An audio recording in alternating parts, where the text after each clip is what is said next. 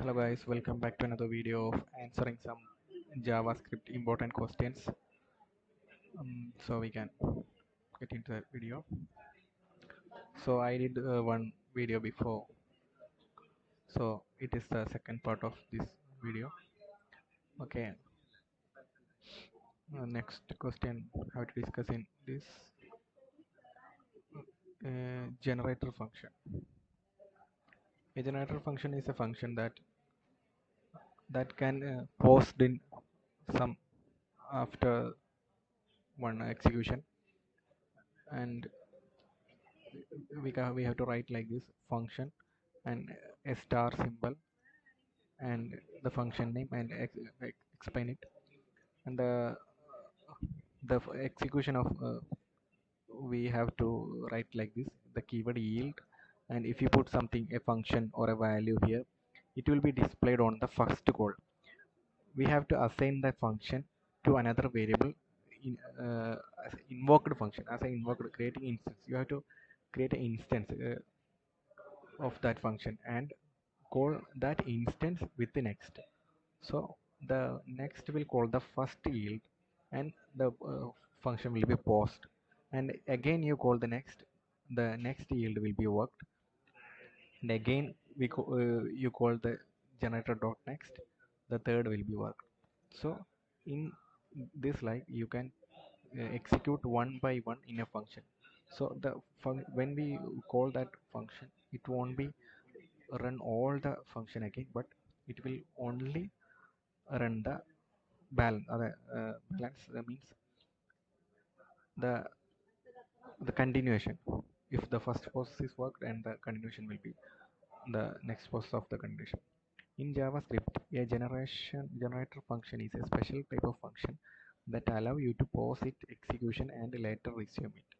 This is useful for dealing with asynchronous code, iterating over a sequence of lazily and more. Generator functions are defined using function syntax, and they use the yield keyword to produce a series of values. The next question is async await methods. So basically, async await means if you have to run a asynchronous function, or a function in an asynchronous way, so you have to use the asynchronous function. Uh, the async await feature in JavaScript provide more concise and readable way to work with asynchronous code. It's built on top of the promise, and it's particularly useful for handling asynchronous operation in a more synchronous like fashion. Like if you are fetching a data from database, it takes time to get in here. So the JavaScript basically didn't wait for anything. So it will be go to the next line of code. So if you want to wait the pause the execution and wait for the result, you have to use the you could use the async await. So the program will not execute after that, without that executing that async function. So async function is a feature that provides more consistent readable work with asynchronous code. Is built on top of promises and particularly useful for handling function. Uh, this have to write like this: async function, the function name, and the code.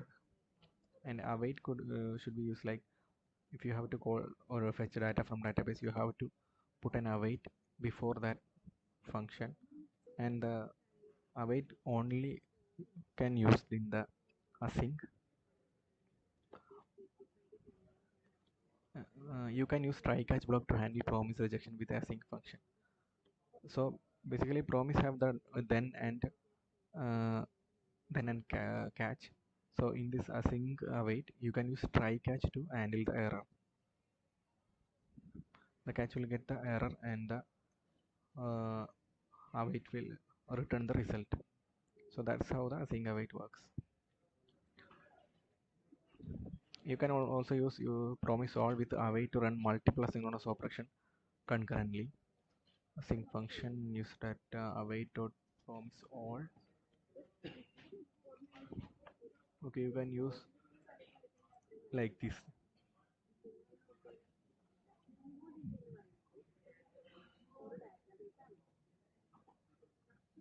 So next question is call apply bind.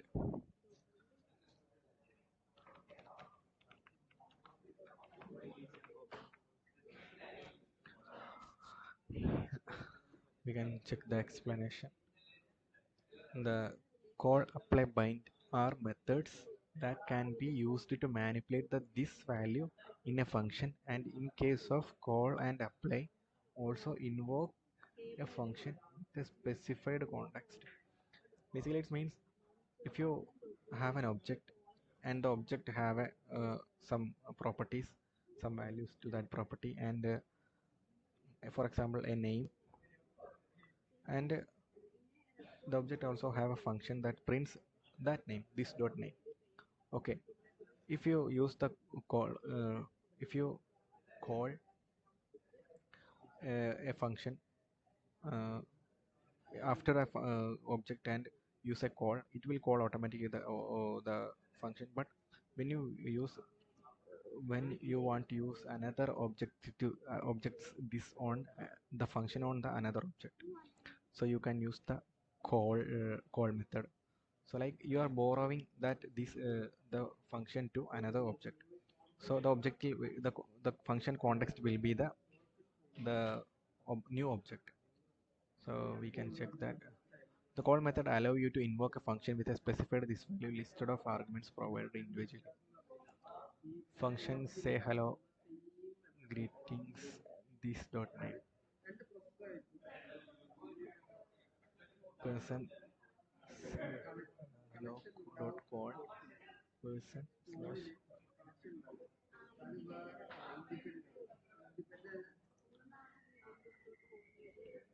So basically the call invokes a function with a specified this with an individual value and individual arguments. In apply the same as call but value and an array of argument. And bind creates a new function with a specified this and value but doesn't invoke, the bind doesn't invoke immediately, but call and apply will invoke immediately, and this will be changed to the context. If you put the another object to and call and passing in a different object, it will be called like that. This will be changed. The next question is memoization.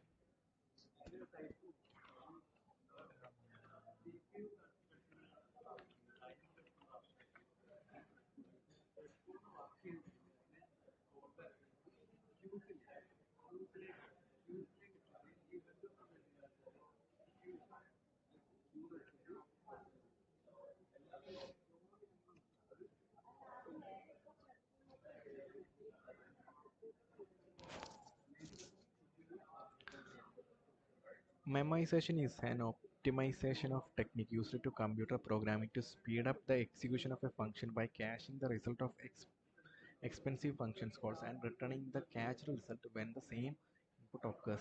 This can be particularly useful in scenarios where the function is repeatedly called with the same arguments and computing the result resources intensive or time consuming.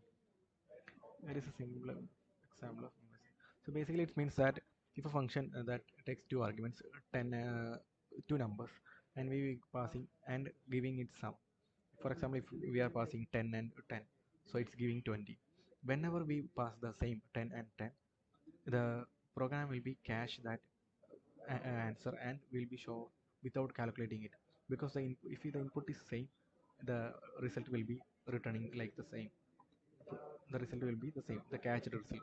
The, the program will not capture or will not run the same code again. It will be put on cache. So we can check the example of this. Memorize function. There is a function called memorize and takes an argument. There is a cache and return string by args. Return at args.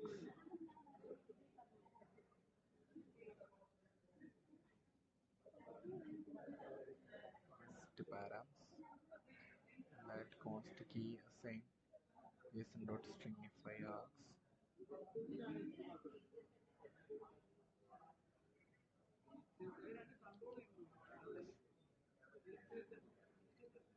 This is a program for that. How this turns out, I don't really getting it. There is a function and the cache object, and it returns a function that takes a rest arguments and it's JSON stringify doing that argument.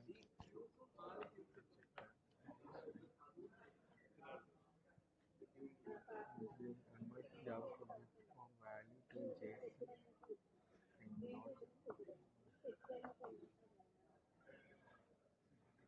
the format is your format. Okay, basically the memorization is caching or storing that if we get same if the code gets same input, the result will be the cached one. That's memorization. So we can go to the next one. Promise chain methods. Okay, promise chaining method is basically means. Okay, promise chaining is a technique in JavaScript that allow you to execute asynchronous operation in a sequential and readable manner. Promise chaining is a promise chaining is made possible by the fact that the then method of a promise return of another promise, allowing you to chain multiple asynchronous operations together. Okay, if a promise returning a result, resolving something and give some data, and then receives it, and you can return the result to the next then block, and you can do something in the next then block, or you can do something with something to that, so you can continue with the next then block. So it's a chaining. That's how promise chaining works. Promise chaining is a powerful pattern for managing asynchronous operation, making code more readable and maintainable compared to nesting callbacks. It's fundamental concept working with the promises in modern JavaScript. So basically it's an important thing in JavaScript to work with promise. So we can go to the next question, event delegation.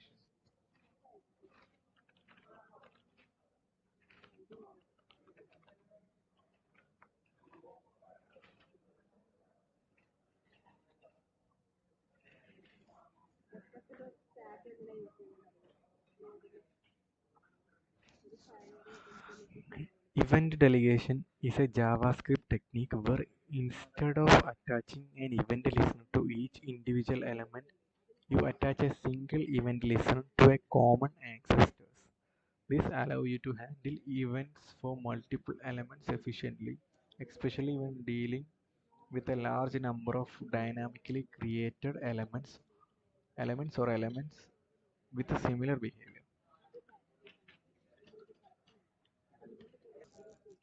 Event delegation is a JavaScript technique where instead of attaching an event listener to each individual, you can attach single event listener to common ancestors. So, event delegation means you don't have to attach a event listener to every items.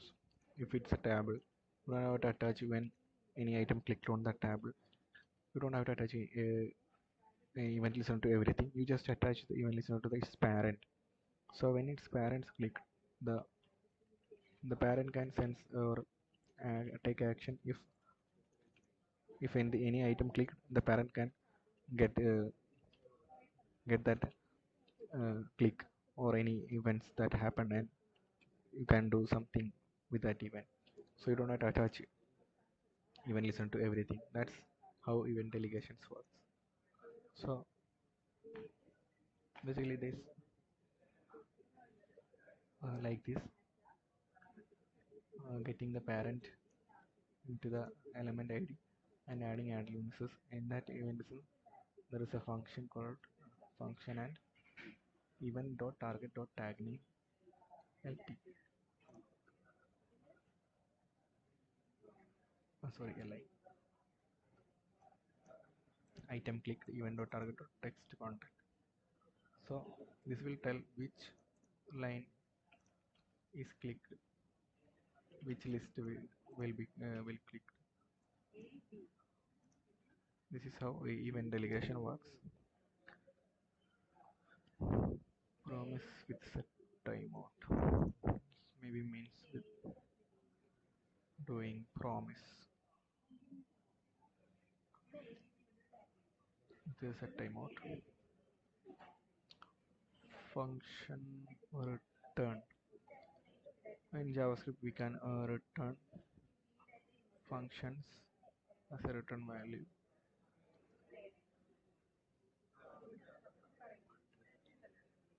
Converting elements in an array to uppercase using map. So I think it's simple. You can simply do that. We can do how to convert all elements in an array to uppercase. You can make an array.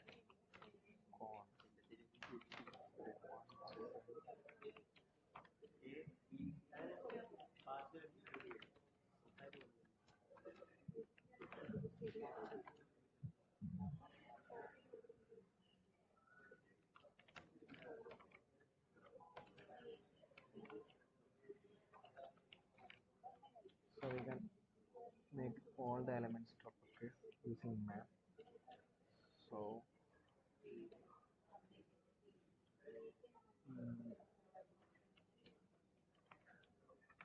map will return an array on new array assign map array1 dot map we will call that function and the value and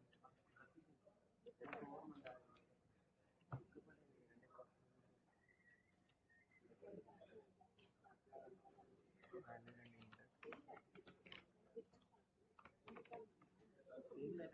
So we can, after we getting that value, the map will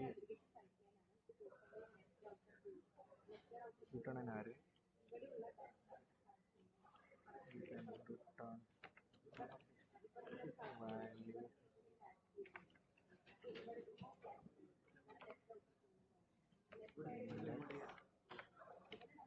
dot to uppercase. I think this will return a uppercase array.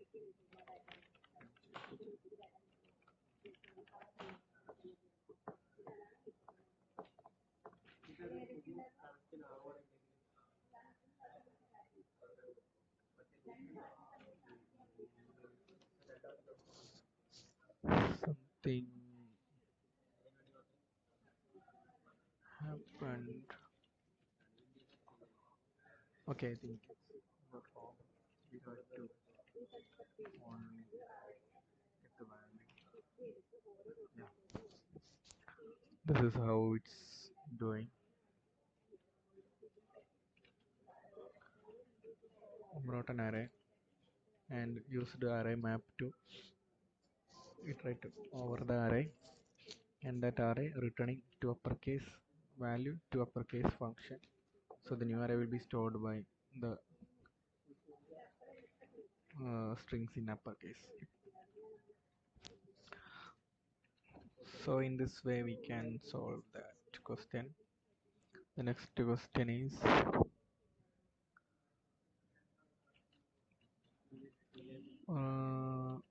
returning map on an array of an object to create an array of a specific property in the subject.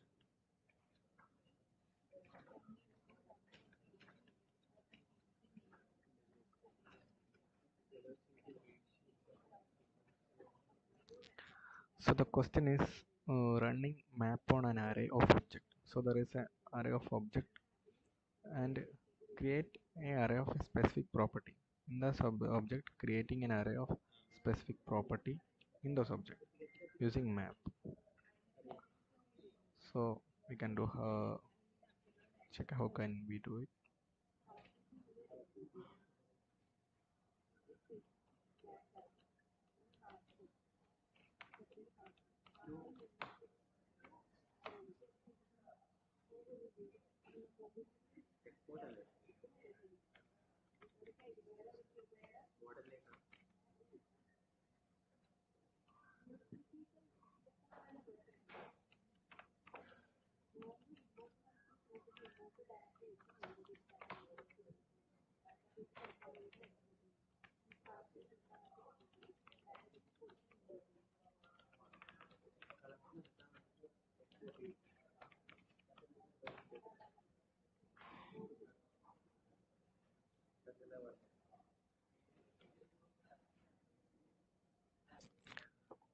In that question, we can do that simply by this create an object and have a field nested object in that a field called name, and we want to push something into that object with a map.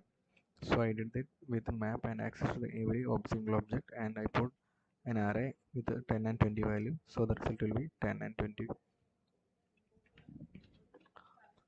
So the next question is why array functions? I don't get it. Function that takes any number of arguments and returns the sum of all args. It's just a rest params. So we can, if we write rest param as a parameter, it will get any number of arguments into that. So we can simply calculate all the values. Type cohesion. The type cohesion in JavaScript that involves automatically converting one data type to another during runtime. There is two types of type conversion in JavaScript. One is implicit cohesion and explicit cohesion. Implicit means when you use a plus operator with a string and a number, JavaScript implicitly convert a number to a string. So we can calculate a string plus a number. So it's automatically convert the number. So that's an implicit conversion. And explicit cohesion means we're using a method to convert the type. If we passing a string 1232 to number and passing that 1232 to that number, it will be converted to a number. So it's an explicit cohesion. And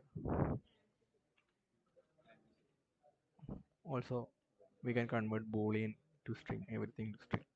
So that's how the type cohesion works. Mm, Static keyword.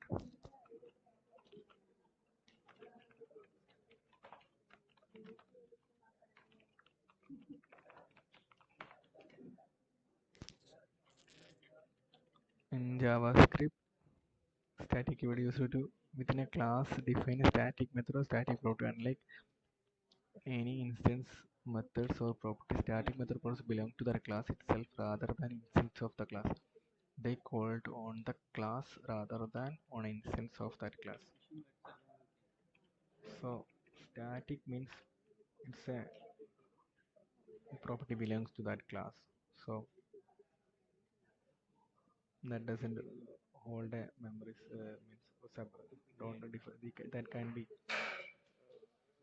if you create an object of that class, the static property only be the hold the last value that passed on that. That's how the static. And you can use static property and static methods also. Static property is a static property that it's accessed directly on the class. Static method is it's called directly on the class. So every static method is can directly called on the class without any instance. So static methods and properties are often used for utility function or properties that act or acts associated with the class or rather than. So if there is nothing related to the instance, the static methods and functions are associated with that class. Next question is deep copy method.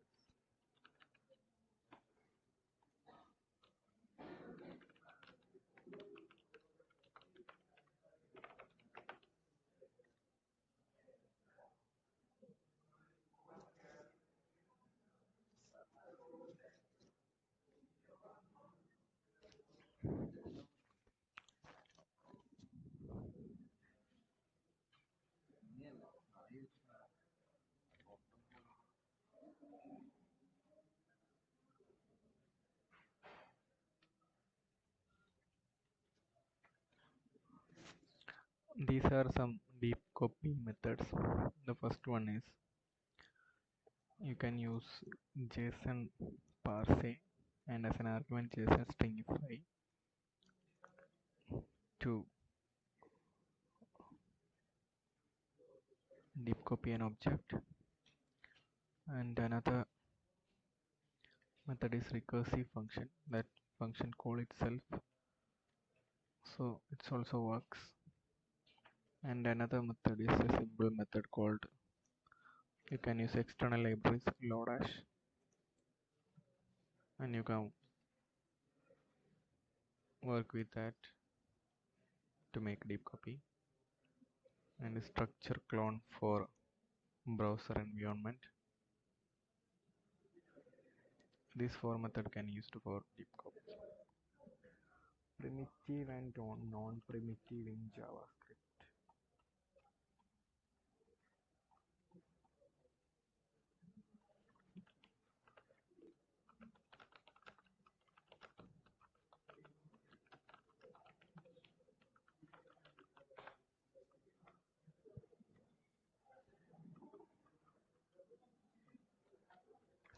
In JavaScript, data types are broadly categorized into two main groups: primitive types and non-primitive types. Non-primitive means reference types. Reference numeric value, it includes integer and floating points. Primitive types are number, string, boolean, undefined, null, symbol. Non-primitives are objects, array, and functions, date, regex. Non-primitive wrappers, string. Okay, the object and array functions are non-primitive, and number, string, boolean, undefined, null, symbol, that's are primitive. Primitive subs are immutable, meaning their value cannot be changed directly. When you assign a new value to a variable of a primitive type, you are creating a new value. Non-primitive types, on the other hand, are mutable, and changes to the properties affect the object itself. Understanding the distinction between primitive and non-primitive types are important for working efficiently with jobs. So primitives are immutable, meaning their values cannot be changed directly.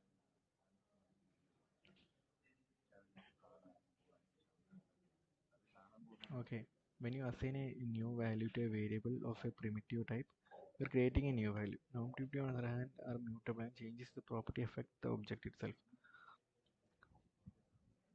Okay, next question: keywords and identifiers.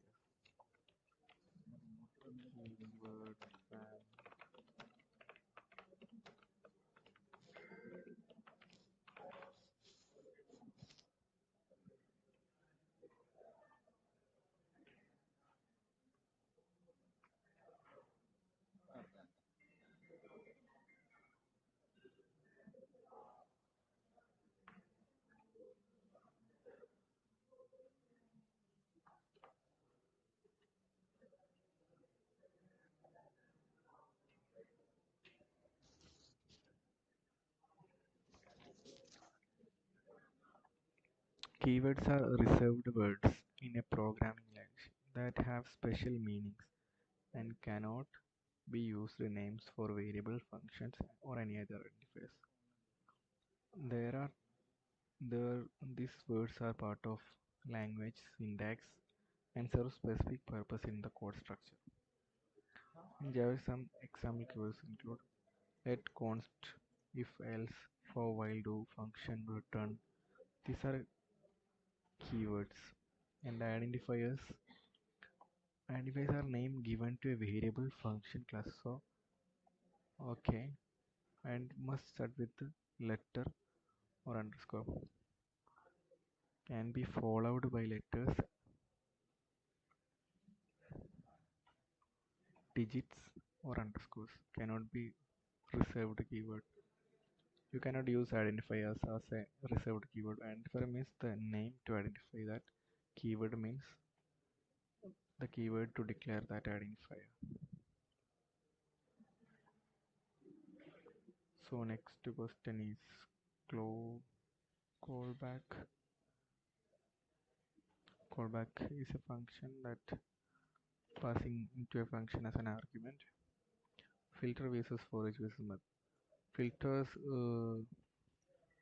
filter return an array based on the return. If the return is true or false, the true, if true, it returns the value of that specific index. False, it will never return the value. For each, in other hand, nothing returns, it's only thread over the array. Map is returning an array. If we do something to that, it, it will return all the values to an array. IIFE means immediately invoked function expression. It's invokes when it's returned. We are declaring we defining a function inside a parenthesis, it will be automatically invoked. In JavaScript, all modules are covered with encapsulated within IFE. HOF.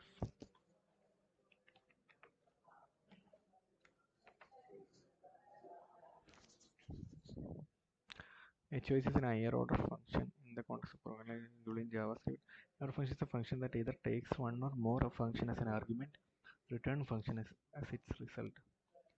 In JavaScript, functions are first a function that takes a function as an argument, function to pass as an argument.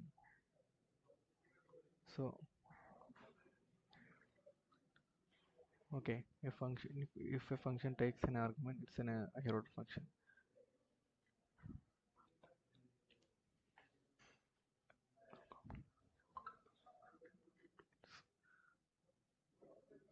That's a simple concept.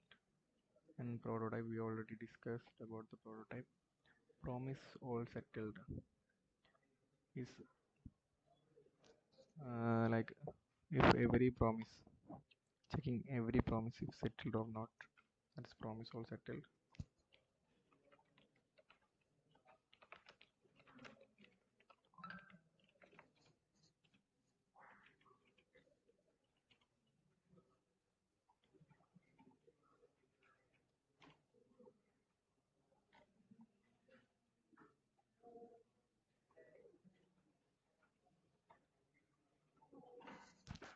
It's provide information about each fulfillment or rejection.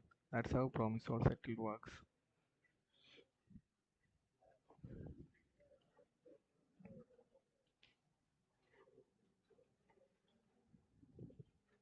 It returns an array that status of fulfilled or rejected or error or something in an array of format. That's how promise all settled works.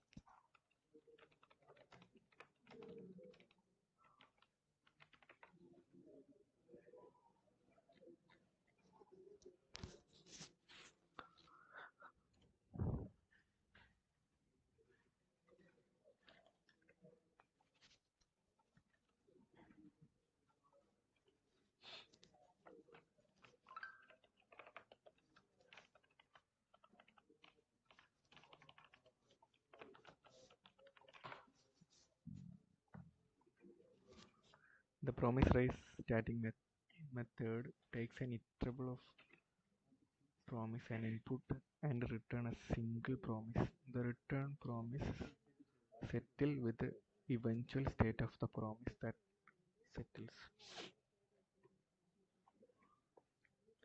A promise that asynchronously settles the eventual state of the promise that iterable to settle in other words it fulfills if the first promise to settle is fulfilled and rejects the if the first promise to settle is rejected. Okay, when the first promise rejector resolved, it will be written that. That's how promise race works.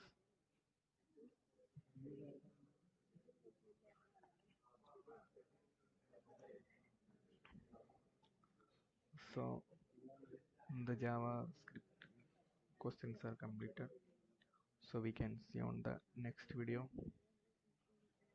Thank you for watching.